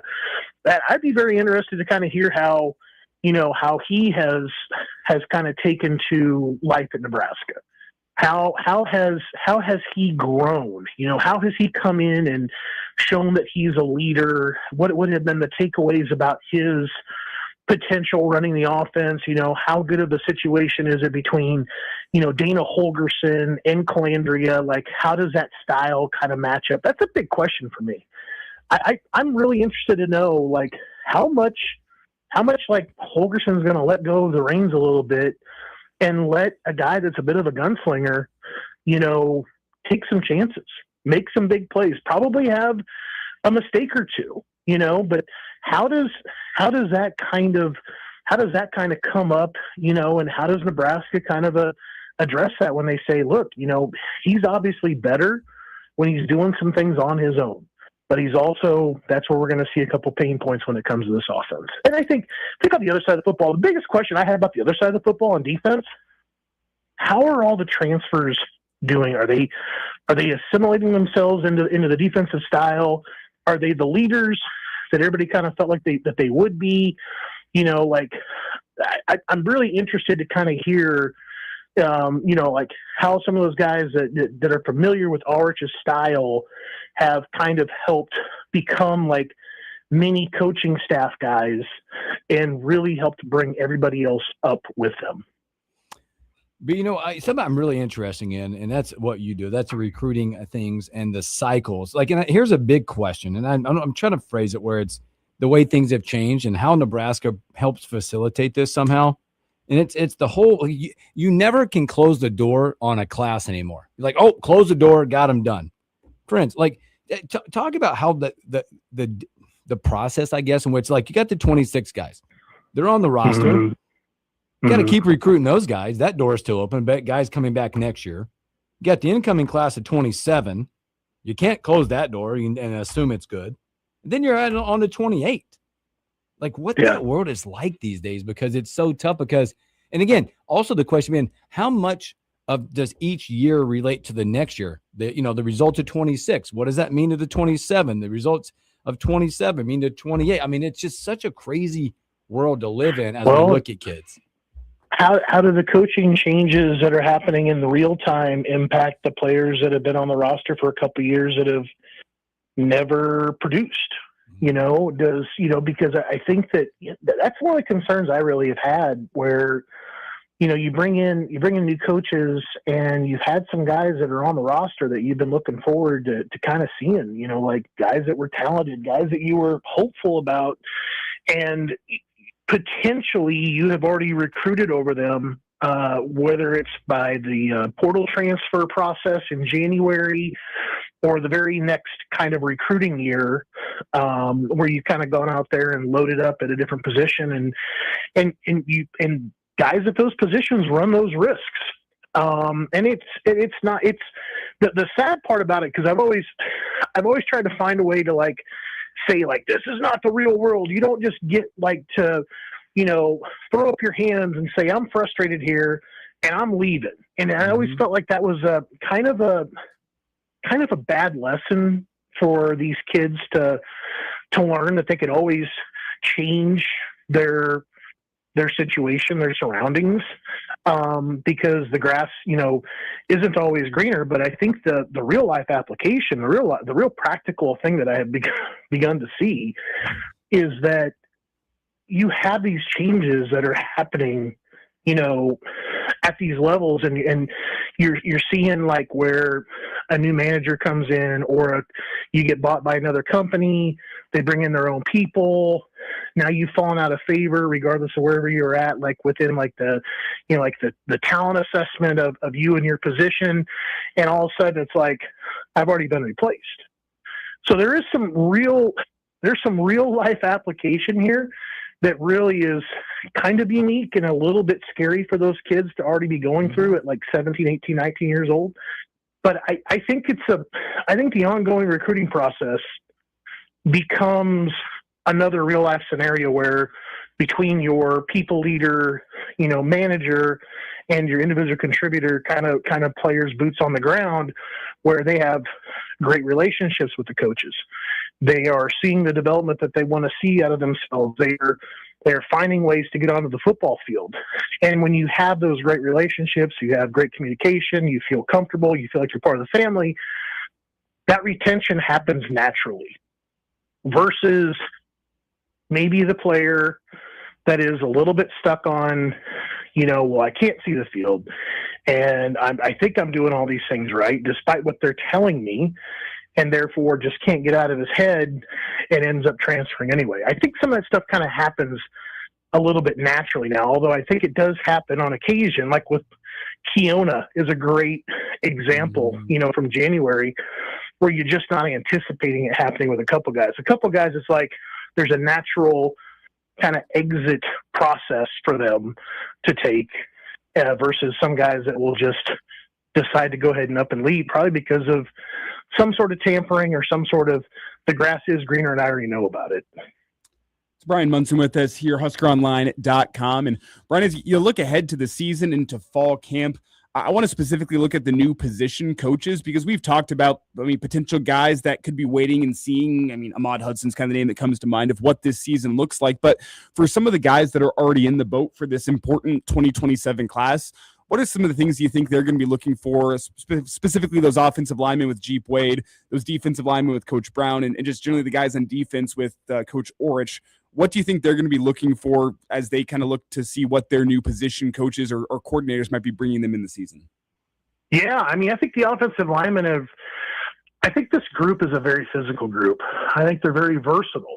I think that, you're going to want to see – you're going to want to see somewhere down the line that the physicality is coming out with the offensive line, that this is a group that they know can go out there and establish line of scrimmage. Cause that's something, I heard it directly from some of the mouths of some of these recruits that were in the stands that sometimes the offensive line got punched in the mouth, last season.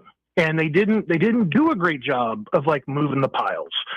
So now you've got these same guys that are now committed, signed up to try to improve it because they see that everything else is moving, but they see opportunity on the offensive line.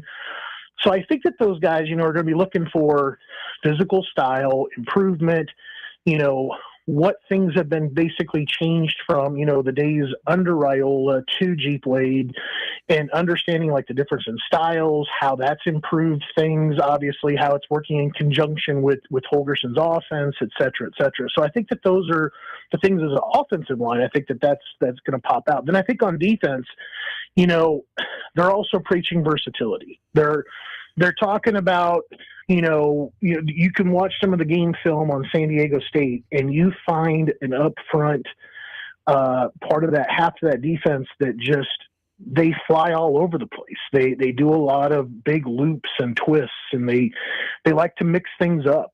I talked to Jaden Travers last night because I got a really cool new series coming out here before the season starts. And I've had a chance to touch base with most of the 2027 commitments again, just to kind of get some updates on them. But I think that, guys like Travers, guys like Umbadi, they see these opportunities up front on the defensive line as going, well, they say I can play anywhere from a 2-eye out to a 4-eye. So that, and maybe even in some cases, like with Umbadi, they can handle double teams. They can play the one. They can play straight up, in the A gap. And I think that they want to see how those guys are used. They want to see how productive some of those guys are. They want to see themselves, translating with their skill set to somebody else on the team and how well they're being successful this season. And I think that those are going to be the big criteria right there is I get compared to so-and-so, they are being successful in this system, and when I watch them, I can see myself doing the same thing. One of the areas I wanted to highlight as far as position groups is defensive line, because they kind of were a big focal point of a lot of Nebraska's, non-positives on defense last year. Kind of got that's the way to put it. non-positives.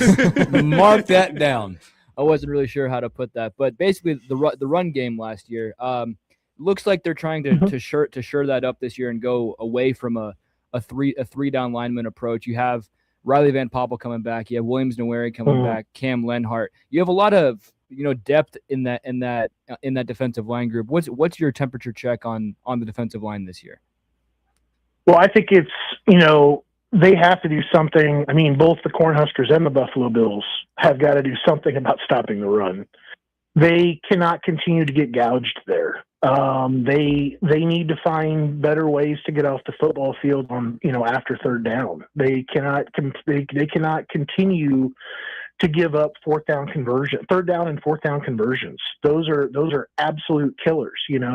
It's killers to their defense because they got to remain on the football field, and the likelihood then, percentage wise really goes up that they're going to put points on the board if you get a couple of those conversions on a per drive basis. So I think that the 4-2-5 addresses some of that. It cleans up what you were kind of getting towards. It cleans up, those linebackers. You're able to kind of keep some of those bigger bodies on the offensive line away from those guys at the second level that were getting reached before when you only had the 3-down linemen. So that is definitely important to kind of remember there, that you're taking maybe potentially a little bit more athletic guy, off the football field, and you're having to slip him down there and put him in, to whether they're running more of a true like 1-3-5-7, or they've got some guys kind of sitting in some different, 4-eye, 2-eye kind of scenarios, or, there's even ways like, you can kind of disguise that too, where you got safety in the box that kind of walks up and does some things. There's some really physical safeties that they've recruited that can help out with that, with, kind of coming downhill and supporting the run and even getting after the quarterback a little bit if they start calling some blitzes. So I think that the priority number one was to get more physical up front, find ways to get the linebackers, keep them cleaner, and allow them to make some plays, and hopefully then, put yourself in some situations where it's second and long, third and long, and you're producing more of an outcome where they have to punt on fourth, and they're not gouging you for big carries, later in the drive.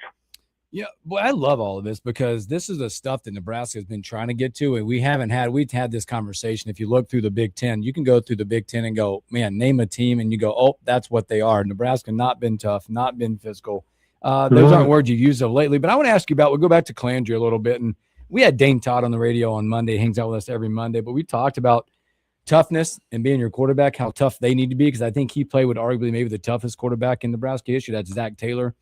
Standing back in the pocket, but how important it will be for on offense for Calandria to have that toughness and maybe that moxie to set the tone for that offense. I think it's big. I mean, I think the leadership by example is twofold. I think number one, the ability to kind of go out there and execute the playbook is incredibly important. You can't have failed situations, whether it comes down to turnovers or busted plays or inability to convert, inability to kind of keep drives alive. That's one thing. But I think the other side of it is exactly like what you're saying. Like, there's the intangible side of being being a Division I football player, not just a quarterback, but a Division I football player, is having that moxie, having that toughness.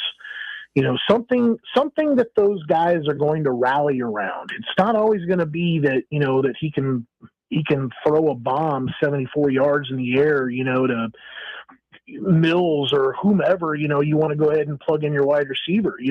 I think it comes down to just basically the ability to kind of do the little things and the ability to kind of show, that you've been there before. You've got this mental and physical toughness that goes beyond the walls of Nebraska, and you're going to lead by that example. And I think that's a big thing to have back there, particularly when you start talking about a guy that's going to put his body a little bit more on the line, considering that kind of dual threat quarterback, role that I think Nebraska's eyeing, where you're going to have, a handful of designed runs with him regardless. And then you're going to have a handful of runs that are going to happen because nothing downfield is open. And I think that's the big part there, is kind of working through all of that and staying healthy. I think it's one of the reasons why people really still kind of go back and admire like a guy like Tommy Armstrong. Mm-hmm. Like some of those games, particularly like the games against like Oregon, where he was just beat up, or even like Taylor Martinez too, like with where he was at with his ankle from the beginning of his career to the end of his career. Not the same guy, but would go out there every week and try to do the best that he could. That comes from someplace else other than what you can learn, in a football program.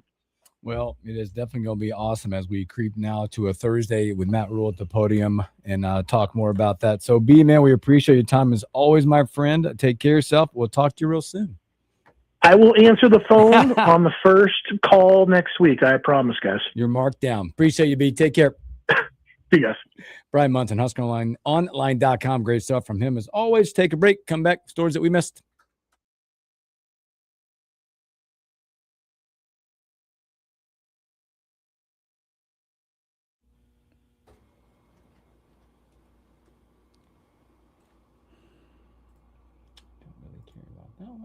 Elijah, have you seen anything of Jasir Whittington? He's put on some weight, what I know. I like him a lot. Yeah. Kind of a more active, mobile 3 technique. Oh, let's go. Got the preseason email from my bowling league this morning. Oh, no, it's happening. Are there any new teams? Are there any new teams? Is that what you're saying? I don't believe there are.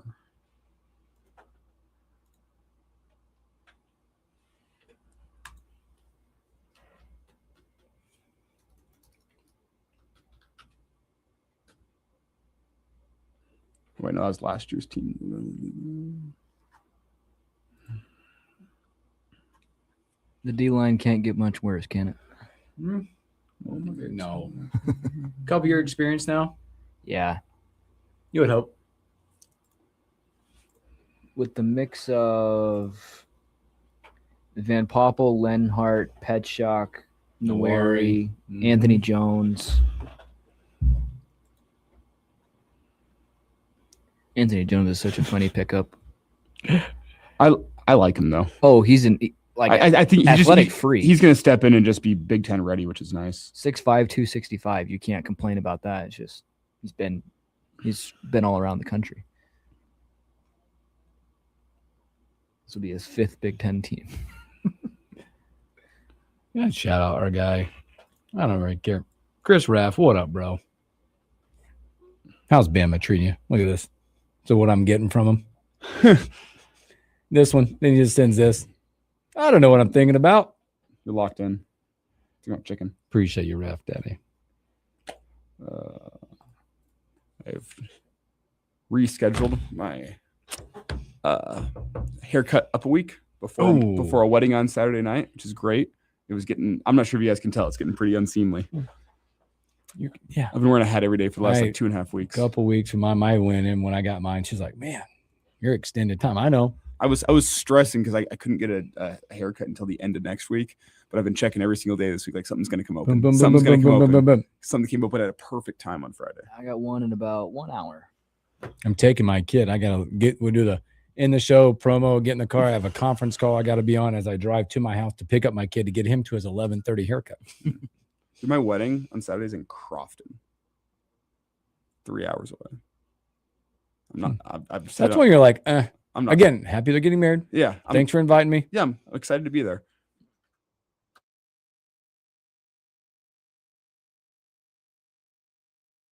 The stories we miss.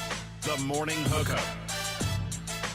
Welcome back in the Morning Hookup. Special thanks there to Brian Munson, HuskerOnline.com. Boy, you see this, like, talking football. The rich get richer, I guess. Do you see this Ohio State JP Morgan Chase deal? This jersey patch? They're entering into a corporate partnership with JP Morgan Chase. It includes a jersey patch in all 36 Buckeye teams. It'll yield nearly $17 million per year for the athletic program. What's the best way to say this? Banks are a good jersey patch sponsor. Hey, bankers. They have a good amount of money. And it's one of those things where a lot of them provide pretty similar services, so you need the name recognition. Mm-hmm. And I wouldn't be surprised to see a banking patch on the University of Nebraska jersey at some point in the future. Mm-hmm. Fair? Fair. I love it. That's the way I'll put that here on a $17 Tuesday million morning. a year. Bankers. So hey, interesting. You got I want to go in there. Maybe we can talk about tomorrow's too, but like you got the Athletic. Oh yes, put out their power ranking for, again, we're not going to, won't deep dive in today, maybe tomorrow or whatever the rest of this week, but talk about that. Some couple surprises you thought. Well, first off, let's start with YZ here. YZ, if you had to guess, number one team power ranking wise entering training camp in the NFL. Yeah. Oh Lord. I think this one will be like think back to last year and the Rams. Yeah. The Rams are number one in the power rankings, and they could probably get. I'm not sure if it's possible to get higher than number one, but if you had Aaron Donald, you'll be higher than number one. Then the surprises start at number two, according to The Athletic. It's a team that was in the AFC Championship game last year. Buffalo? No. Who? Quarterback broke his body. Denver? Yes. Yep. Oh wow. They have Denver in at number 2. They have the Bills at 3, the Patriots at 4, and then the Seattle Seahawks at number 5. Woo! Haven't heard a team yet. Yeah. If you're curious about where the Kansas City Chiefs fall on this list, they're in between the Buccaneers and the Steelers. They come in at number 18 on the NFL power ranking list. Wow, that's oof. The rationale, Mahomes and receiver Rashee Rice are both rehabbing knee injuries. Kenneth Walker, the only notable addition. 3/4 of the starting secondary are gone. Travis Kelce is almost 37 years old. The final thing they say is if the Chiefs make the playoffs, Mahomes may need to put his Superman cape back on, which he is fully capable of doing. That's the X factor with the Chiefs. Is if Mahomes puts on the Superman cape and looks like 2022, 2023 Patrick Mahomes, what are you going to do? But if he looks like 2024 and pre-injury 2025 Patrick Mahomes, that Chiefs team is they're not the same. I think they're at risk of sitting around 500. So that was the biggest surprise to me, was seeing the Chiefs at number 18. Yeah, that's an interesting one there. But yeah, your top 5, as we said: Rams, Broncos, Bills, Patriots, Seahawks, which I think is a very, very fair top 5. Very fair. You guys see in the season Yordan Alvarez is having this year? Mm-hmm. That's like MVP type stuff. And this is kind of like an advanced analytic thing, but you can look at the analytic OPS, which is a metric used by a lot of baseball teams now to kind of determine how good of a hitter somebody is. But his OPS with 2 strikes is the best since Barry Bonds and Victor Martinez. He's hitting .912 with OPS. He's only swung and missed at 2 pitches with 2 strikes this year. Oh my gosh. And was hitting .291. And only 14 other players are hitting that high of an overall this season. I think he has like close to 35 home runs, batting over 300, 100 plus RBIs. He's well on his way to an AL MVP this year. Wow. Did we talk about this? I think we mentioned yesterday about the UNLV basketball program. Oh, the would you like to buy a basketball team post? Yeah, I guess the pastor had to walk it back a little bit yesterday. He's saying, I want to clarify my recent comment regarding support for UNLV men's program. They are not for sale, and my reference to owner was meant to highlight the level of resource, sponsorship, and overall support needed to complete in today's evolving college athletic landscape. You can't own the program. I thought, man, it'd be kind of fun to own a basketball program. I thought maybe that's where we were these days. Maybe not.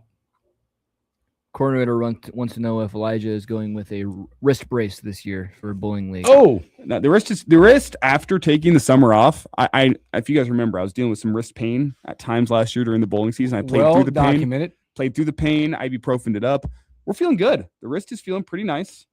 I was dealing with like a little shoulder thing recently, but that seems to have moved on as well. I am feeling pretty healthy, pretty ready to go as we look to defend our title. We talked about this during the commercial break.